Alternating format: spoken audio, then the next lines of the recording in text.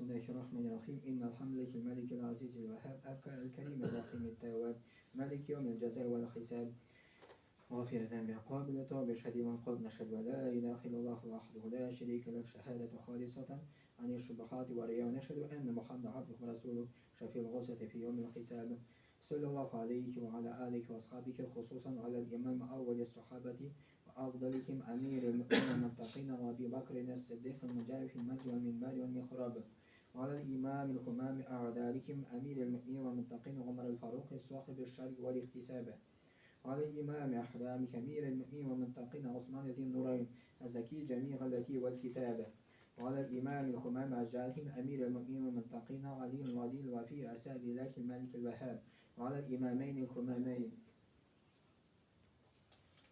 أعوذ بالله من الشيطان الرجيم بسم الله الرحمن الرحيم يا أيها الذين آمنوا اتقوا الله حق تقاته ولا تموتن إلا وأنتم مسلمون يا أيها الناس اتقوا ربكم الذي خلقكم من نفس واحدة وخلق منها زوجها وبث منكم رجالا كثيرا ونساء واتقوا الله الذي تساءلون به والأرحام إن الله كان عليكم رقيبا يا أيها الذين آمنوا اتقوا الله وقولوا قولا سديدا Bismillahirrahmanirrahim. Ve salatu ve selamu ala nebiyyina Muhammedin ve aleyhi mecmuin. Esselamu aleyküm ve rahmetullahi ve berekatuhu. Endi bunga tema bola dunyodan bosh tortuvining asli ham natijalari degan. An G'abil Abbasi Sahli ibn Sa'idi radiyallahu anhu qala جاء رجل إلى النبي فقال صلى الله عليه وسلم يا رسول الله دلني على عمل إذا عملته أحبني الله وأحبني الناس فقال اذهب في الدنيا يحبك الله وازهد فيما عند الناس يحبك الناس. Bu Muhammed Aleyhisselam hadisi. Abul Abbas Sa'd Sa'idi aytgan radiyallahu anhu bu sahaba.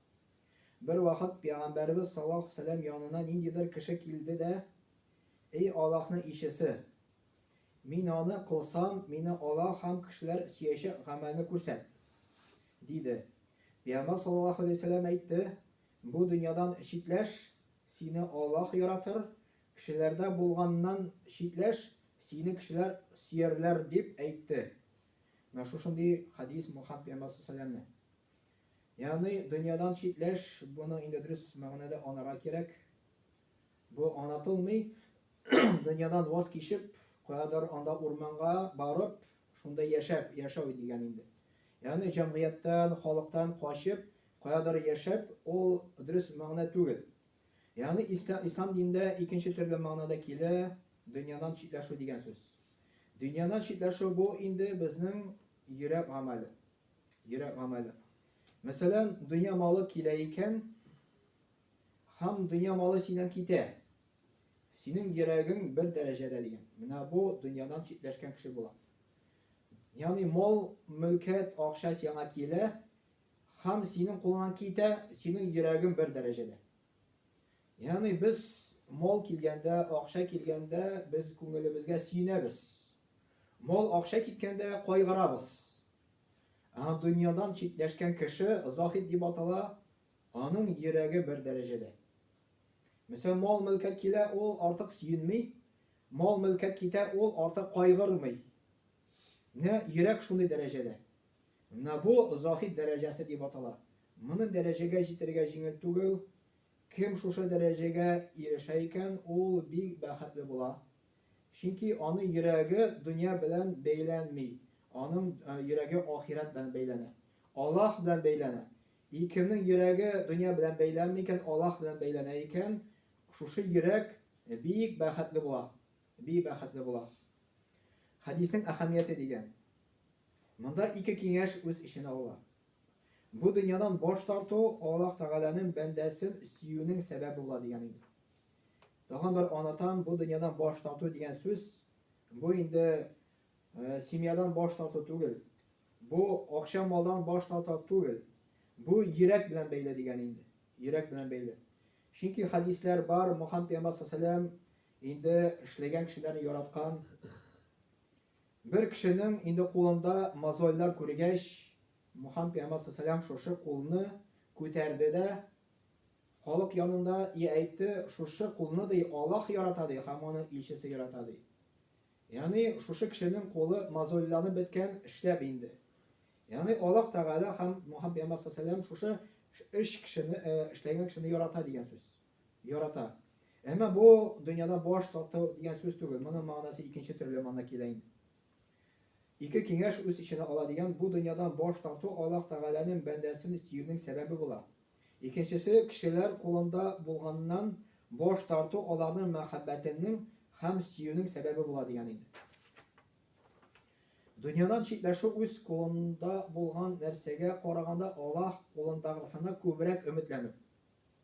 Бәла каза килсә, аның өчен әҗир алырга, югалган нәрсә синең кулында калганчы ахирәттә синең өчен әзерләнеп торуын теләү ул дигән инде. Yani мәсәлән кеше мал мөлкәт югалтты икән. Мәсәлән, бәрелеп машинасы весь җимереп бетте дип әйтәбез инде. Шушы кеше инде югалганга кайгырмый, өметләнә әҗиргә Аллаһ Тәгаләнең. Чөнки Мөхәммәд саллаллаху хадисе бар, кешегә нинди генә бәла каза килмәсен, аның өчен ул әҗирен ала ди. Аның өчен аның гөнаһлары кичерелә ди, әҗир ала ди. Мәсәлән, син больниста ятасың икән, кайгырма. Аның өчен синең гөнаһларың кичерелә, аның өчен сиңа әҗир языла. Баш авырта икән, кайгырма, аның өчен сиңа әҗир языла, савап языла. Мәсәлән, берәр баланы югалтты икән, Аллаһ Тәгалә сакласын бу нәрсәдән. Мәсәлән, пожар булды икән, Аллаһ Тәгалә сакласын бу нәрсәдән бездән инде. Әмма кешегә андый нәрсә иреште икән, ул шушы йортны югалтты, баланы югалтты, но әҗирне күбрәк өмет итә. Шушы баланы югалтуга караганда. Әҗирне күбрәк өмет итә. Мәсәлән, орай өчеп китте икән. Без умартачылар булгач, безнең орайлар өчеп китә. Орай өчеп китте, Аллаһ Тәгалә тапшырдым дип, Аллаһ Тәгалә аның өчен әҗирен бирсен дип, йөрәк кайгырмый. Менә бу захид дәрәҗәсе дип атала инде. Захид дәрәҗәсе дип атала. Аннары читләшү, эш элештән тора дигән. Абу Сулейман Дарани бер кем турында да ул дөньядан читләшүгә ирешкән дип әйтмә. Чөнки читләшү синең йөрәгеңдә дигән. Yani dünyadan читләшү ул кешенең йөрәгендә. Бәндәнең Аллаһ кулында булган нәрсәгә караганда Аллаһ кулында булганнан күбрәк өметләнү дигән инде. Менә бәндәнең кулында булган нәрсәгә караганда Аллаһ кулында булганнан күбрәк өметләнү. Моның чыганагы ризык Аллаһ кулында икәнне ышану дигән. Аллаһ та Коръәндә әйтә: "Ма димин даббатин фил арды илля алаллаһи ризкуха ва фис самаи ризкукум ва ма ту'адун." Аллаһ Тәгалә әйтә: "Күктә сезнең ризыгыгыз һәм сезгә вәгъдә ителгән нәрсә" дигән. Әл-Дарият сурәсе 22-нче аят. Аллаһ Тәгалә әйтә: "Безнең ризыгыбыз уже язылган, аны өчен кайгырырга кирәкми." Мәсәлән, дөньяда төрле нәрсәләр була. Бензин дә кыймматлана, кайгыра башлыйбыз. Доллар да кыймматлана, кайгыра башлыйбыз. Аны өчен кайгырмаска кирәк, доллар кыймматланамы, или тимер кыймматланамы, или бәяләр үсәме. Һәрбер кешенең үзе ризыгы язылган. Кыймматланса да, кыймматланмаса да бар сиңа язылган ризык киләчәк. Артыгы да килми, кимитеп тә килми. Чөнки һәрбер кешенең ризыгы инде язылып куелган. Ул көтеп тора сине. Но кешенең ризыгы беткәч, кеше үлеп китә, теге дөнья китеп бара. Пока ризыгы бетми икән, аша бетерми икән ризыкны, ул бәндә үлми. Ул кеше үлми икән. Аннары бәхетсезлек килгәндә дигән, мәсәлән, мал яки бала югалтканда, шул югалтуның үзендә калуына караганда Аллаһның әҗирен алуга күбрәк өметләнү. Безнең булырга тиеш. Мәсәлән, баланы югалттың, йортны югалттың, акчаны югалттың. Шул вакытта Аллаһ Тәгаләнең әҗиренә өметләнәсең. Менә бу була захидлек дигән инде, иншаллаһ. Ибн Гумар радиллаһу анху тапшырынча Аллаһ Тәгаләгә дуга кылып, Аллаһның ишесе саллаллаһу була дигән. Аллаһумма қсим лана мин хашятика ма яхулу бейнана ва бейна маасик ва мин таатика ма тубаллигуна бихи джаннатак ومن اليقين ما تهون به علينا مصيبة dünya. Muhammed Peygamber sallallahu aleyhi ve sellem dua kılan: Ey Allah, bizge özüne itaatsizlik ko'rsatmasga yerden iteşek, özünden korku bir, özünün cennetine ilte turgan itaat bir, buysunu bir. Bu dünya belelerin jingil ite turgan ışanış bir. Şuşu dua bilen Muhammed Peygamber sallallahu aleyhi ve sellem Allah Teala'ga müracaat etken. Bizge de şuşu duanı öğrenirge gerek. Bugün künde indi kitaplar köp, dua kitapları. Şuşu duanı her vakitte da dua kılıp tursak, Allah Teala bizning ko'ngillerimizga yengillik berar edi. Ko'ngillerimizga indi rahatlik berar edi, bizga baxt saat berar edi inshaalloh iki dunyoda da. Antara bendening kishilar onun maqtavi da, aşılanu da baribir bo'lgan holati degan. Mana bu zuhudlik indi dunyodan chetlashuv, bendelar kishilar ona maqtavi da, aşılanu da baribir bo'lgan holati degan. Masalan, seni maqtaylar, ham seni urushalar. Sening yuragingning holati bir darajada. Biz maqtaganni yoratamiz, ashulanganni yoratmaymiz. Zohid kishi u maqtaylarmi seni, ashulanarmi seni, sening yuraging bir darajada degan. Maqtaganda sening endi ortiq masaymaysan, ortiq endi sen tege suyunmaysan, urushganda sen endi qayg'irmaysan. Mana shunday yuragimiz bizning darajada bo'lgan tish agarda zohidga erishsak. Hasan al-Basri degan bir endi zo'r g'olim aytgan, "Kelasa qaysi kishini ko'rganda u mendan yaxshiroq deb aytuvchi dunyodan chetlashuvchi bo'ladi" degan. Mana biz bir kishini ko'ramiz ekan, u mendan yaxshiroq deb o'ylarga tegishmiz. Shu vaqtda u dunyodan chetlashgan kishi bo'ladi degan. Обычно biz bir kishini uchratsak, endi biz men ondan yaxshiroq deb o'ylaymiz. Әмма zohid kishi men ondan nosharroq deb o'ylaydi ekan. Mana shulay bir zo'r g'olim aytgan, agarda de o'lim farishtasi masalan eshik tubida kutib tursa ekan, aytay ekan, "Sami yomon jon shiq" deb aytsa, shu g'olim aytgan ekan, "Men eng birinchi shobarim" degan. Mana zohidlar, g'olimlar o'zlarini shunday darajaga yetkazganlar, o'zlarini shunday darajaga yetkazganlar, ular o'ylaganlar, mendan da nosharoq kishi yo'q deydi. Biz обычно o'ylaymiz, mendan da yaxshiroq kishi yo'q deydi. Mana o'ylab qarag'as, o'lim farishta keldi jon olirga. Aytar ekan, "Jon sami yomon jon chiq" deb. Bunda bir kim chiqmay onda. Ammo u g'olim aytgan, "Men sami birinchi shobarim" degan. Chetlashuvga e'tirof turgan narsalar.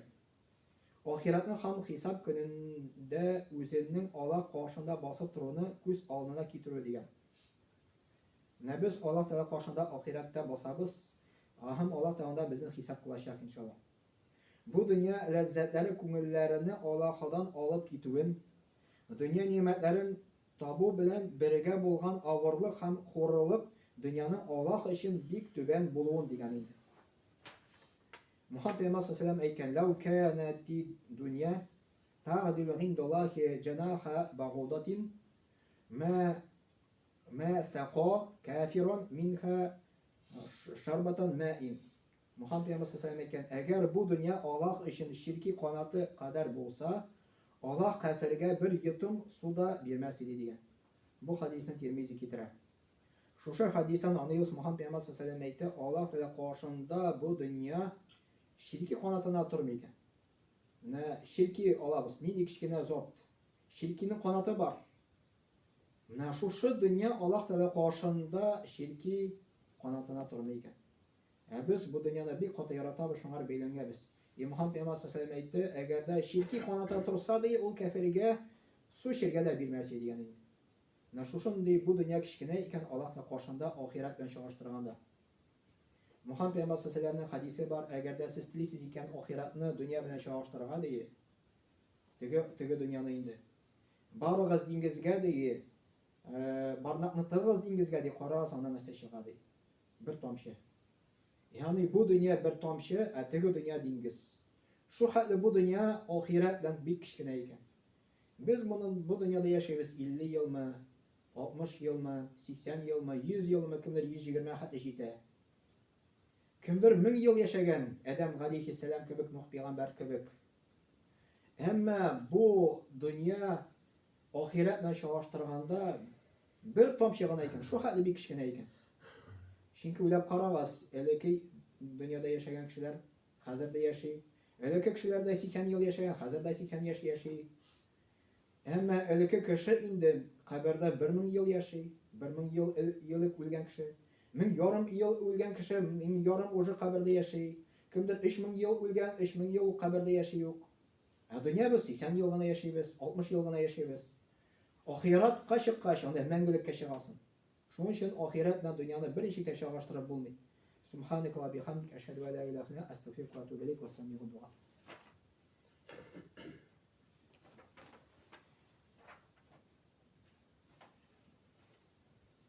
İnnel hamdülillah nahmeduhu ve nestaînuhu ve nestağfiruh.